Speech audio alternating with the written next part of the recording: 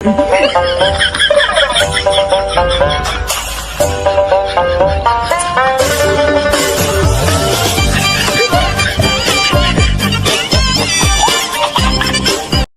মুহূর্তে আমরা পুরস্কার তুলে দিব আমাদের বাংলাদেশের সবচাইতে সুদর্শন পুরুষ আমাদের সেই হারাম খানকে। আর সেই পুরস্কার তুলে দিতে আমরা মঞ্চে আহ্বান করছি আমাদের শ্রদ্ধেয় গাঞ্জাখোরের সভাপতি, আমাদের সহসভাপতি এবং সেক্রেটারিকে।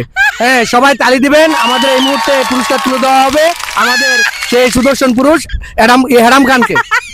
সামনে এগিয়ে যাচ্ছেন আমাদের সেই সবচাইতে সুদর্শন পুরুষ, এখন পুরস্কার তুলে নিচ্ছেন আমাদের সভাপতি এবং সেক্রেটারি সবাই মিলে, আমাদের কমিটি সবাই তুলে দিচ্ছেন আমাদের সেই হারাম খানকে পুরস্কার তুলে দিচ্ছেন।